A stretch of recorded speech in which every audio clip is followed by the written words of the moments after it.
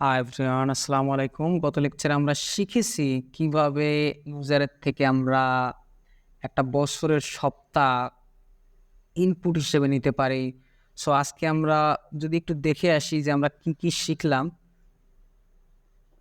So আমরা ইনপুটের type text শিখেছি, পাসওয়ার্ড শিখেছি, ইমেল শিখেছি, submit, reset, radio, check box, colour, date time, local, then file, image, month, number, range, search, tel, time, URL, week এবং লাস্টের দুইটা button এবং হিডেন শিখিনি। সো আমরা আজকে বাটন শিখব।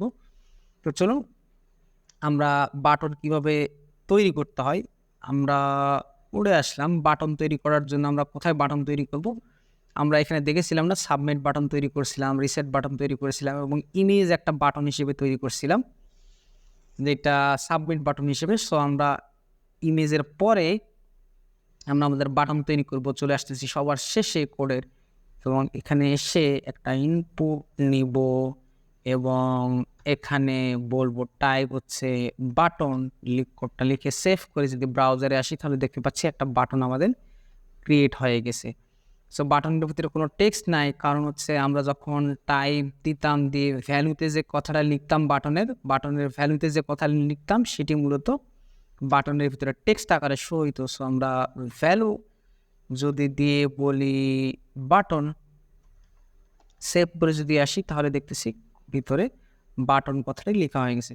সো বাটনের কাজ কি যদি আপনি আমাকে জিজ্ঞেস করেন, ইটস এ নর্মাল বাটন। এই বাটন মূলত ব্যবহার হয় জাভাস্ক্রিপ্ট কোড রান করানোর জন্য, অর্থাৎ পপ আপ বা অ্যালার্ট এই ধরনের কিছু ফর্মে মূলত এই বাটনটা ব্যবহার হয় না বলেই চলে। তারপরেও যেহেতু আছে আমরা শেখার ক্ষেত্রে আপনাদের বলে রাখাই ভালো। সো আমরা এখানে বাটন না ব্যবহার করে বলতেছি ক্লিক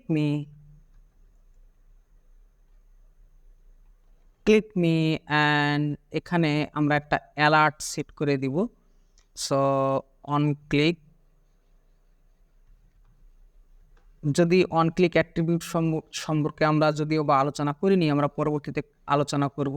সো অন ক্লিকের মধ্যে আমি জাস্ট বোঝানোর জন্য আপনাদের এই কোডটা লিখতেছি। সো আমরা একটা অ্যালার্ট সেট করব এবং অ্যালার্টের মধ্যে বলবো কি, অ্যালার্টের মধ্যে বলবো this is a alert.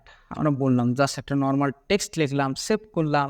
Save করে যদি এখন আমাদের কোডে আসি, এসে যদি ক্লিক মি বাটনে ক্লিক করি তাহলে উপর থেকে দেখতেছি একটা অ্যালার্ট আমাদের দেখাচ্ছে এবং অ্যালার্টে বলতেছে দিস ইজ এ অ্যালার্ট। আমরা ওকে করলে চলে যাচ্ছে অ্যালার্টটা, তাই না? আবারও যদি ক্লিক করি দেখবো উপর থেকে সুন্দর করে একটা অ্যালার্ট বক্স নেমে আসতেছে এবং বলতেছে দিস ইজ এ অ্যালার্ট। আমরা এই টেক্সটটা এখানে লিখে রাখছিলাম যে দিস ইজ এ অ্যালার্ট। তো ফাইন, আজকে আমরা অ্যালার্ট সম্পর্কে শিখলাম। পরবর্তী লেকচারে আমাদের লাস্ট যে ইনপুট টাইপ ইকুয়াল হিডেন ছিল, সো আমরা এই হিডেন নিয়ে কথা বলবো। সে পর্যন্ত আপনারা ভালো থাকবেন, সুস্থ থাকবেন। আল্লাহ হাফেজ।